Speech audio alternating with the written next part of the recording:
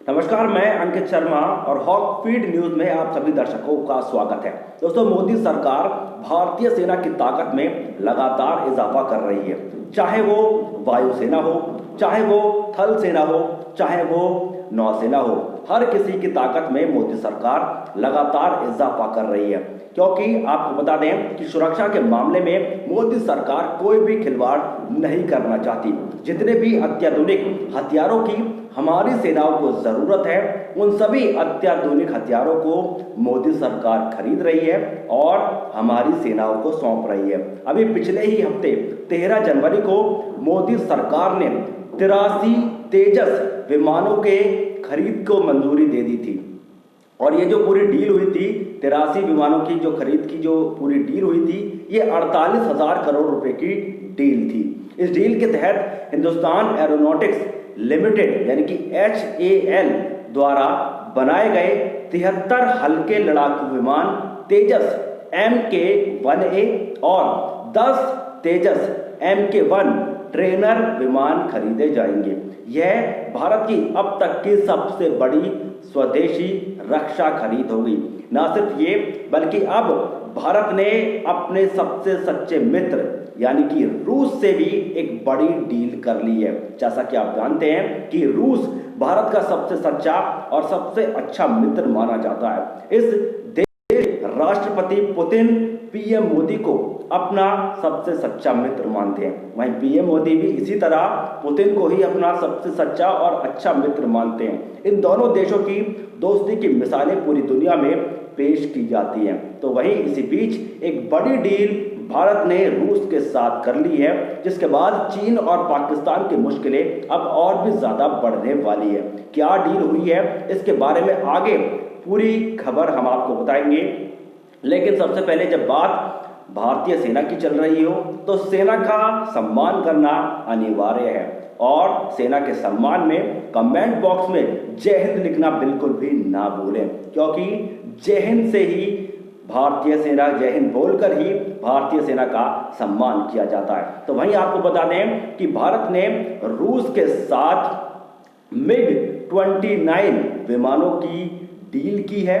वहीं न सिर्फ MiG-29 बल्कि सुखोई 30 विमानों की डील भी कर ली है। आपको बता दें कि तेजस विमानों के बाद सरकार ने रूस की सरकारी कंपनी रॉसबॉन एक्सपोर्ट से 21 नए MiG-29 विमान खरीदने की तैयारी कर ली है।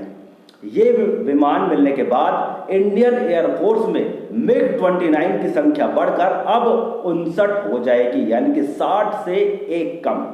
वहीं 12 सुखोई 30 MKI के मिलने के बाद इनकी संख्या बढ़कर अब 282 हो जाएगी। तो कहीं ना कहीं चीन और पाकिस्तान पर अब खतरे के बादल जो है वो मंडराने लगे हैं। चीन और पाकिस्तान बौखलाने लगे हैं। वहीं आपको ये बता दें कि सुखोई के मैन्युफैक्चरिंग का लाइसेंस हिंदुस्तान एरोनॉटिक्स लिमिटेड के पास है। अब चीन और पाकिस्तान की मुश्किलें कैसे बढ़ने वाली है, ये बताते हैं। दरअसल चीन और पाकिस्तान से निपटने के लिए 42 स्क्वाड्रन की जरूरत है। इंडियन एयरफोर्स से MiG-21, MiG-23, MiG-27 के बाहर होने के बाद स्क्वाड्रन की संख्या घटकर 30 रह जाएगी। साल 2024 तक बचे हुए 4 MiG-21 बाइसंस स्क्वाड्रन भी एयरफोर्स से बाहर हो जाएंगे। ऐसे में चीन और पाकिस्तान के खतरे से निपटने के लिए कम से कम 42 स्क्वाड्रन की जरूरत होगी। एक स्क्वाड्रन में 16 से 18 जेट होते हैं।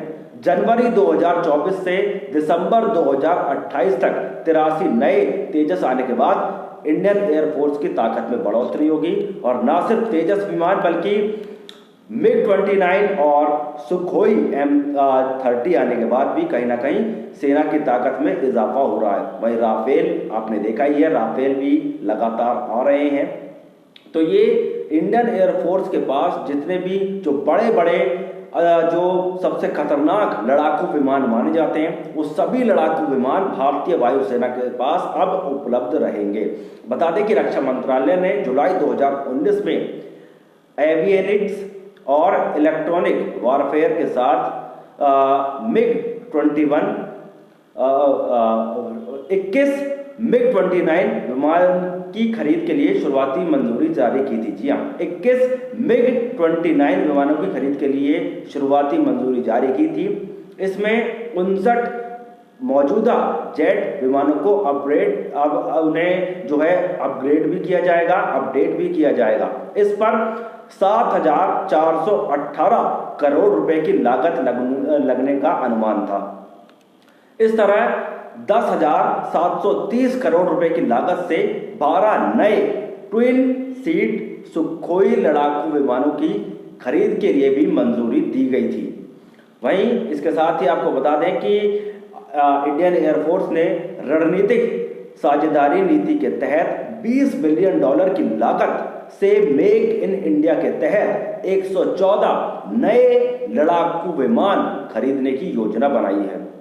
इस परियोजना को अप्रैल मई तक आवश्यक स्वीकृति मिलने की उम्मीद है।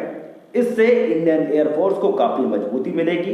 इनमें फ्रांस से खरीदे गए राफेल लड़ाकू विमान जो है वो सबसे अहम होंगे।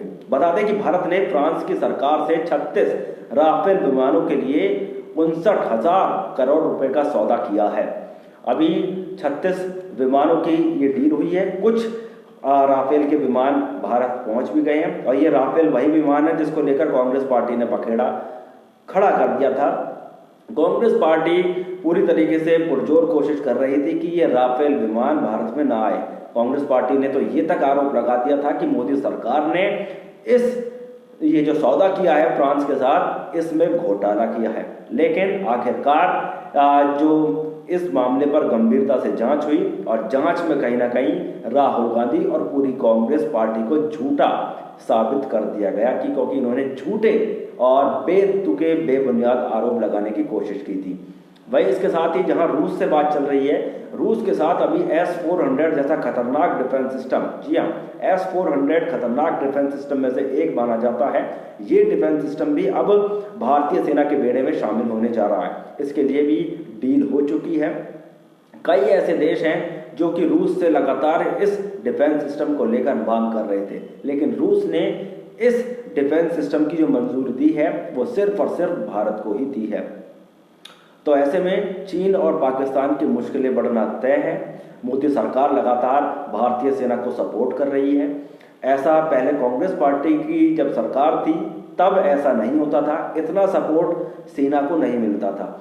सेना के साथ तमाम इंटरव्यूज हमने देखे हैं, उन सभी इंटरव्यू में ये कहा गया है, चाहे वो बिपिन रावत हो, चाहे वो मनोज मुकुंद नरवणे हो, चाहे वो सेना के और कोई अध्यक्ष हो, हर किसी का यही मानना है कि जब से मोदी सरकार आई है हमें खुली छूट मिली है और हमें जो जो फैसिलिटीज़ चाहिए, चाहे हमें जिन फैसिलिटीज़ की ज़रूरत है, जिन हथियारों की हमें ज़रूरत है, वो सभी हथियार हमें वक्त पर मिल रहे हैं और कांग्रेस पार्टी के राज में हमें हथियार मिलते ही नहीं थे। तो ये कहीं ना कहीं एक बड़ा बदलाव है जो कि मोदी सरकार सेना के माध्यम से कर रही है और इसी वजह से अब चीन जैसे देश भी भारत से खतरा मानने लगे हैं। पाकिस्तान तो खैर हमारे सामने कहीं भी नहीं टिक सकता, सिर्फ पाकिस्तान बोलने के लिए जाना जाता है, करने के लिए नहीं। तो ऐसे में अब ये जो डील जो हुई है, इस डील के बाद चीन और पाकिस्तान में हाहाकार मचना तय है। इस खबर को शेयर करें, चैनल को सब्सक्राइब करें और बेल आइकन जरूर दबाएं जिससे वक्त पर आपको हर ऐसी खबर मिलती रहे। फिलहाल के लिए मैं आपसे विदा लेना चाहूँगा। जाने से पहले चैनल को सब्सक्राइब जरूर कर लें। फिलहाल के लिए इतना ही। जय हिंद, जय भारत, नमस्कार।